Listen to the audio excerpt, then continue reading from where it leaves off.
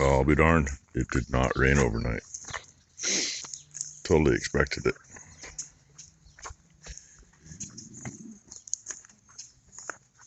Blue needs to learn to behave. Let him walk out here for a little bit. As long as he behaves. But see, he and my mother's dog have some type of, I don't know if it's a hate thing or a love thing or what. And, well, Mom's dog's not outside, so for now, Blue can walk around with me as long as he walks on that leg. Blue,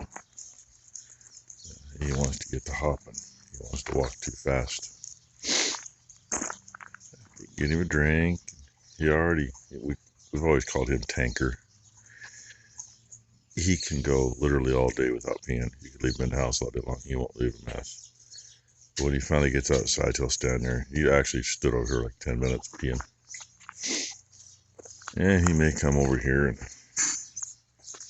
do something else. I think pretty much all the cows are in, waiting for me. They're really waiting for something in the other feeders, but I'm gonna, Bam Bam's group, I can put them in the lane. That won't last them long, but maybe enough that the bigger pasture will get a little more growth on it. So that's kind of the plan there today, plus finish getting that ready. I mean, hell, we could have wiped the mold off the steering wheel and that thing had just gone, but, you know, if it would have rained, I wouldn't have seen anything because the windows were half algae and whatever else. Yeah, I gotta keep track of him. So I'll let you go so I can keep my eyes on him. Well, that's what their few days on this patch has been. They're still a little out there, but man, it's so full of mud, it needs some rain on it now to wash the mud off so it'll grow.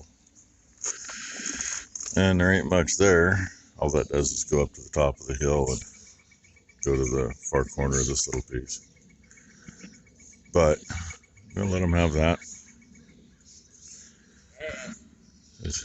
That's actually looking better over there. I'd like to see a lot more growth on it before we go back in there, but yeah. And you can see how high the creek is. It's not too far underneath where that maple comes out of the bank and comes halfway across. Usually this time of year, the cows can walk under that without getting their feet wet. Crazy. And honest, I don't ever remember seeing it this wet in here.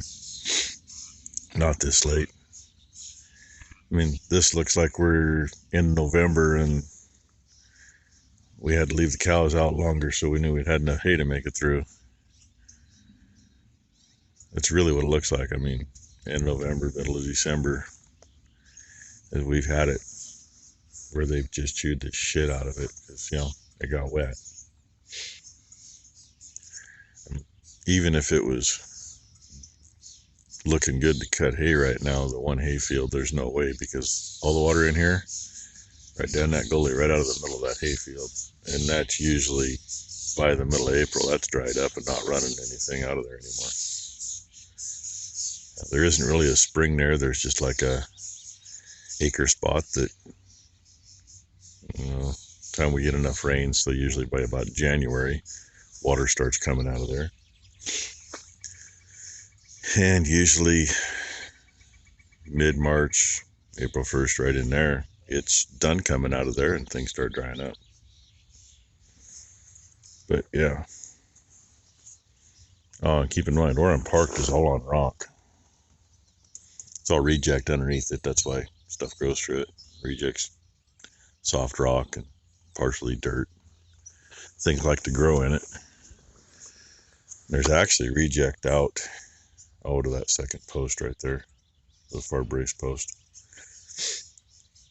And I really don't know what to do out there. That is so freaking rough for running the spreaders through here. And keep in mind that was, well, we quit running spreaders Thanksgiving weekend when we broke down.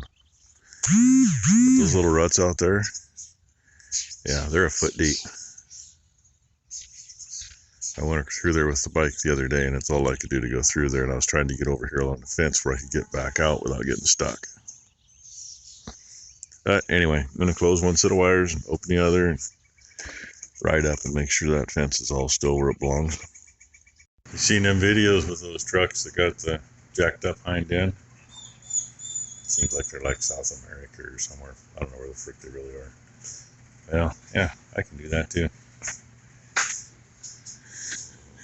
Because that's how the trailer ends up in the shop. There's room to get around the truck out there. And it's in here. And, well, let's see. Yeah. I'm 5'10", 5'11". Can't get much of a load on it that high, but yeah, you know. Things that make a person say bad words on a Sunday. Broken off screw. Broken off screw. Making for a CP hub. It does have a little crack, but the crack don't leak. I am planning on not popping that side out.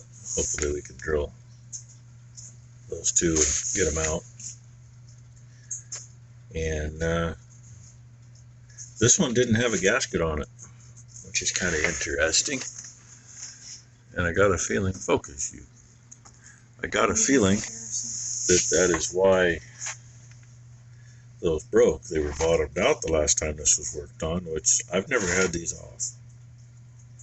So, wasn't me. But while we're here, we happen to have a brand new sight glass. And with those stupid things on there, it's kind of hard to check the oil level unless you pull that plug on the back part. You got to get it in the right spot for that. I think we're going to try to change that, get rid of that stupid mile counter, because you can't read it. They can't read a thing on it. And I don't give a damn how many miles are on this trailer.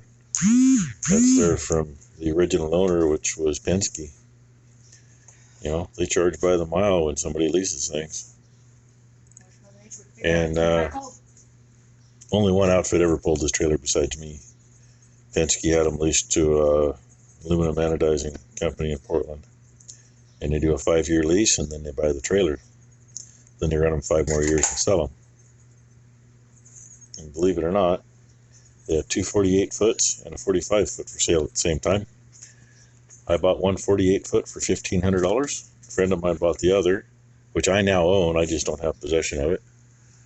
This one had sliders, and these things ran back to Colorado all winter long. That slider quit sliding about, I don't know, 8 or 10 years ago, because there's too much swelling in the 2 plates inside. It won't move. The other one's a 48-foot on air with the axles clear to the back. And they had a 45-foot on spring with the axles clear to the back that I should have bought. I could have had it for $1,000, but, you know, I didn't do that.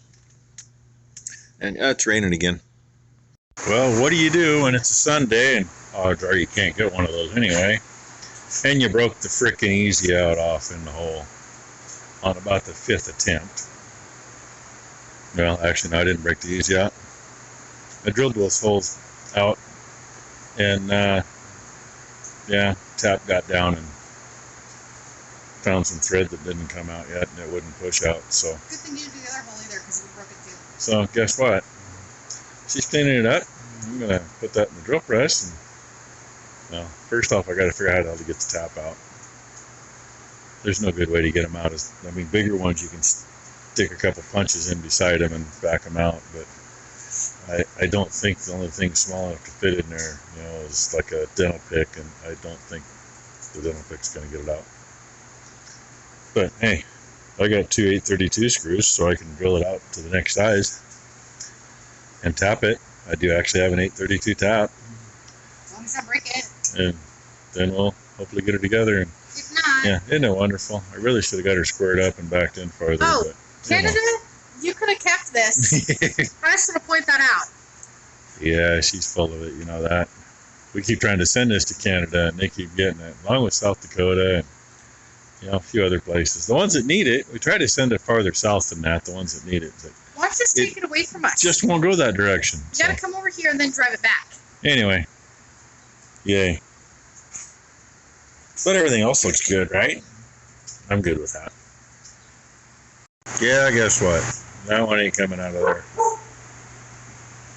I did get the broken tap out, but without being able to do anything with that, and it's off.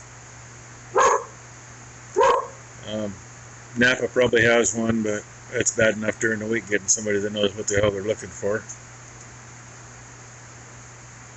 And Maury happens to have this piece brand new.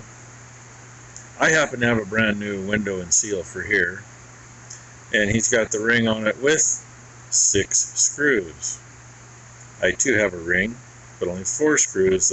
Well, actually I got more screws, but so Ty's running up to steal that from Maury so we can get this thing together. Just means that replacing that mileage counter isn't going to happen today. That can happen anytime. Yeah, I got off on drilling my holes a little bit. That didn't help. But, you know, trying to drill a number 6 out, I did actually get in the center of that one that I broke the tap off in. And that one I was off to the side. But, you know, I already spent enough time on trying to get that out to pay for a new one. These things are like $15 complete with the window and the ring and all the seals. So we'll just order one. But for today, we'll steal Maury's. We swap stuff back and forth once in a while.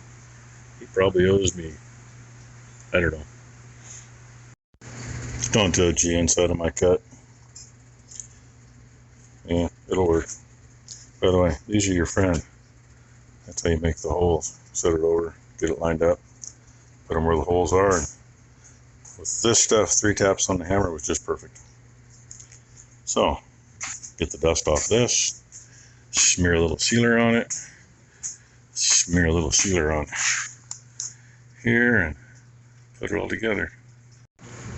There you go. You heard it from Rainey. She says she's done today. It's still daylight. Ty had to go. She do clean house where she's been dog sitting. People come home tonight. It's one of Maury's drivers and his wife. Yeah, I don't know if I showed it. Maury had another one of those hub bodies, so Ty went up and got that. I used the new parts I had with that, put it together. Checked oil and the rest of them. It's all done. Only thing I didn't do was I had to make a gasket. I didn't have the gasket for here, so yeah, that's what's left from making that. But yeah, no way I was going to deal with that one. So the only thing I didn't do was adjust the brakes on trailers, but checked them and they're close enough to inspect. They're not illegal, we'll put it that way. Apparently I must have adjusted brakes on the tractor and trailer end of the season last year. Got my one flat tire pumped up. I think I need a new tire gauge, but I don't know. And one tire gauge said I got over 110 pounds in it. The other 3 said there's either 85 or 90 in it. And I don't have any more tire gauges, so. And checked all the lights before I got her parked. Got the new tags on her, so she's ready to go. See what tomorrow brings. Ty says she thinks that tire's low, but it thumps good. I don't think it's low. This thing, front end's it's not loose, but it's not tight either, you know. But everything's good. So hopefully tomorrow we'll get out of here. And, oh yeah, by the way, it rained while it was sitting here. We got a ½ inch of rain today. Most of it in about 20 minutes. Every time I'd step out the shop door, it started raining. And those cows out there pretty well already wiped out what they had for a little bit of pasture. I was hoping I was going to get them till tomorrow. They don't have any hay just because I don't have enough small bales today to drop any in there for them, so they got to fend for themselves. Tomorrow they'll have some straw bales in there to eat, one way or another. and hopefully we bring it home dry. Tomorrow's not supposed to be as bad. Of course, today was pretty good, realistically. So, anyway, thanks for watching, everybody. Hope you all have a good start to your week.